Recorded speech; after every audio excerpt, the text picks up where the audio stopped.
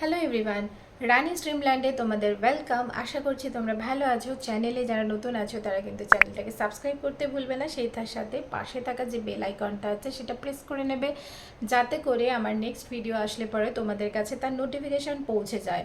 তো চলো লেট না করে ভিডিও শুরু করা যাক। তোমরা নিশ্চয়ই টাইটেল দেখে বুঝতে পেরে গেছো যে আগের দিনের ভিডিওটাই আমি কন্টিনিউ করব।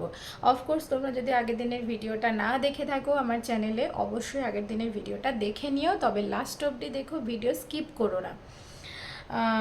আরও একটা বিষয়, সেটা হচ্ছে আগের দিনের ভিডিও যদি তোমরা দেখে থাকো তাহলে বুঝতে পারবে, ওখানে আমি আলোচনা করেছিলাম ফ্ল্যাশ কার্ড নিয়ে।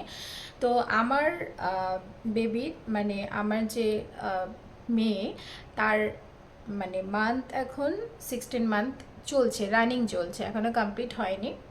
তো আমার বাচ্চাকে আমি কিন্তু প্রায় 2.5 মাস থেকে কিন্তু শুরু করেছিলাম ফ্ল্যাশ কার্ড দেখানো। তো ফ্ল্যাশ কার্ড যখন আমি ওকে শুরুতেই দেখিয়েছিলাম তখন কিন্তু এই রকম okay black and white flash card দেখাতাম। তো দেখতে পাচ্ছ এরকম কার্ডগুলোই দেখো, জানি না কতটা ক্লিয়ার বোঝা যাচ্ছে, যেমন এরকম গ্রেপসের পিকচার আছে, তারপরে দেখো মানে এই রকম আর কি। তো এই রকম কিন্তু ওকে আমি হাই কন্ট্রাস্ট ফ্ল্যাশ কার্ডস আমি দেখিয়েছিলাম। তো ব্ল্যাক অ্যান্ড হোয়াইট দিয়ে শুরু করেছিলাম, তার রিজনটা আমি আগে ক্লিয়ার করি। যেহেতু বাচ্চা ওই সময় আর কি ওদের ভিশন ক্লিয়ার থাকে না, ব্লার থাকে, তো ওরা আস্তে আস্তে ব্ল্যাক অ্যান্ড হোয়াইটটাই দেখতে পায় শুরু থেকে, মানে সেটাও অস্পষ্ট।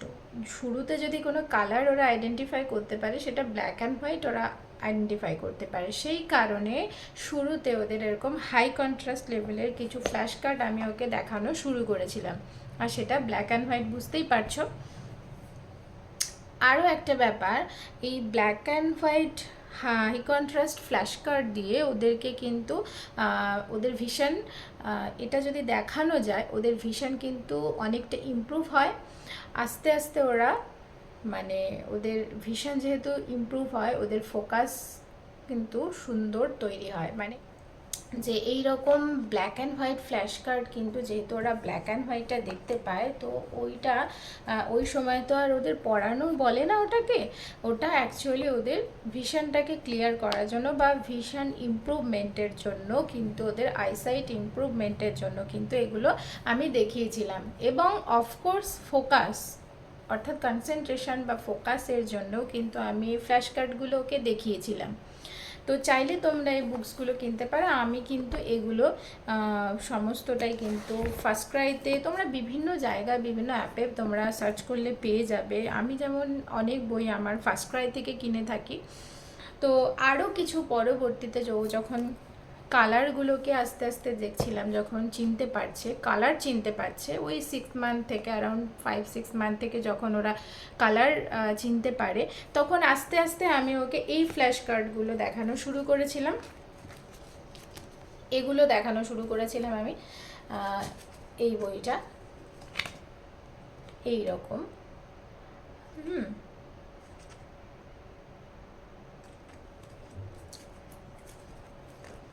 তো এই দেখো এইরকম ফ্ল্যাশ কার্ড দেখানো, আমি জানি না ক্লিয়ার দেখা যাচ্ছে কি না, এরকম কিছু ফ্ল্যাশ কার্ড আমি দেখানোকে শুরু করেছিলাম।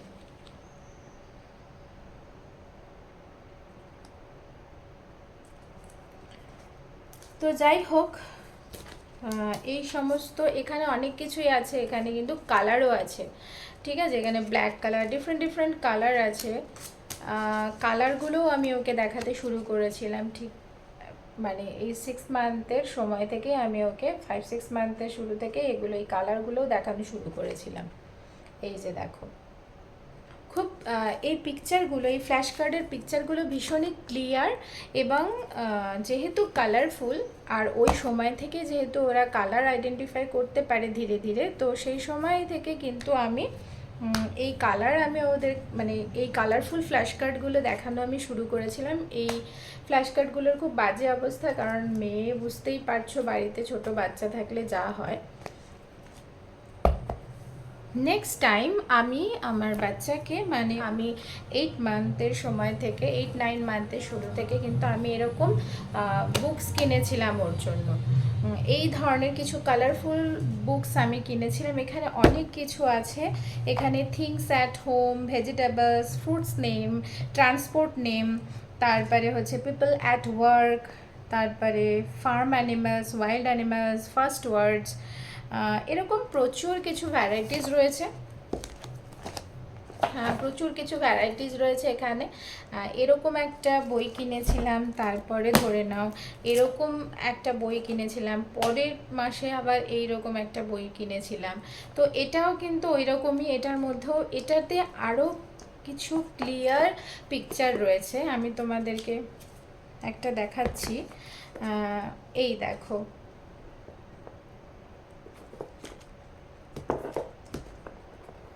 এইটা যেমন বেবি অবজেক্টসের একটা বই রয়েছে। এখানে পিকচারগুলো দেখো কতটা ক্লিয়ার আছে, এবং বাচ্চারা কিন্তু ইন্টারেস্টেডও হয়, এগুলো জানার জন্য ভীষণ কিউরিয়াসও হয়। দেখতেই পাচ্ছ কত সুন্দর ক্লিয়ার পিকচারগুলো। তো একটা কথা মাথায় রাখা দরকার যে আমরা যে বইগুলো কিনছি সেগুলো কালারফুল এবং খুব ক্লিয়ার হওয়া দরকার, খুব স্পষ্ট হওয়া দরকার তার পিকচারগুলো। তাহলে বাচ্চাদের অ্যাট্রাকশন কিন্তু তৈরি হবে, এবং ওরা অনেক বেশি এই সময়টাতে, মানে এখন যেমন আমার বাচ্চার 16 মান্থ রানিং চলছে, ওরা এই সময় তো ভীষণ কিউরিয়াস হয়। মানে এই সময় তুমি যত পারবে ওদেরকে বইয়ের সাথে ইন্ট্রোডিউস করাতে পারো। অফকোর্স কোনো প্রেশার করে নয়, তোমার বাচ্চা যদি মানে সেটা স্বাচ্ছন্দ্য বোধ করে পড়তে, তবে অবশ্যই সেটা তুমি কন্টিনিউ করতে পারো, হ্যাপিলি সেটা কন্টিনিউ করতে পারো। আদারওয়াইজ ওদেরকে এখন কিন্তু ফোর্স কোনোভাবেই করা যায় না। তার কারণ হচ্ছে আমার বাচ্চা, প্রতিটা বাচ্চাই ডিফারেন্ট হয়। আমার বাচ্চা পড়ছে, তোমার বাচ্চাও যে পড়বে ইকুয়ালি একেবারেই সেটা ঠিক না। মানে তুমি আস্তে আস্তে ওর ভেতর কিউরিয়াসিটি তৈরি করতে পারো ঠিকই, তোমার দ্বারা যতটুকু সম্ভব। তবে অফকোর্স ফোর্স করে নয়, ও যতক্ষণ অবধি সুবিধা বোধ করবে, বা ও যদি স্বাচ্ছন্দ্য বোধ করে, ও যদি ভীষণ এক্সাইটেড থাকে পড়তে, ভীষণ কিউরিয়াস থাকে, তবে অফকোর্স তুমিও ওকে ইন্ট্রোডিউস করাতে পারো এই সময় থেকে। তো এটাই কিছু বলার ছিল। আর আগে হয়তো আমাদের সময় আমরা এত তাড়াতাড়ি পড়াশোনা স্টার্ট করিনি, বাট এখন সব কিছু আমাদের হাতের কাছে এত রিসোর্সেস রয়েছে, তো সেই ক্ষেত্রে আমরা সেইগুলোর কিন্তু অফকোর্স হেল্প নিতেই পারি। আর ওইটা বললাম, এই কথাটা অবশ্যই আমাদের মাথায় রাখা দরকার যে কম্প্যারিজন নয়, যে আমার বাচ্চা, প্রতিটা বাচ্চারই টাইপ ডিফারেন্ট ডিফারেন্ট হয়। তো তোমার বাচ্চা যতটা স্বাচ্ছন্দ্য বোধ করবে পড়তে, তুমি ততটাই ঠিক তাকে মানে এনকারেজ করতে পারো। আদারওয়াইজ ফোর্স করে এই সময় তো করানোর কোনো প্রসঙ্গই আসে না। তারপরে তোমার দিক থেকেও তুমি যদি ওকে মানে উৎসাহ দিতে পারো বা কিউরিয়াসিটি ওর বাড়াতে পারো, তবে ওয়েল অ্যান্ড গুড, এটাই আর কি। আর ওই যে বললাম, ফ্ল্যাশ কার্ডগুলো বা যে বুকসগুলো তুমি কিনছো, পিকচারগুলো খুব ক্লিয়ার থাকা দরকার এবং কালারফুল থাকা দরকার। আমি যখন থেকেই ওর কালার আস্তে আস্তে ও দেখতে পারছে, মানে ওই অ্যারাউন্ড 6 মান্থ থেকে কিন্তু আমি ওকে কালারফুল জিনিস দেখানো শুরু করেছি।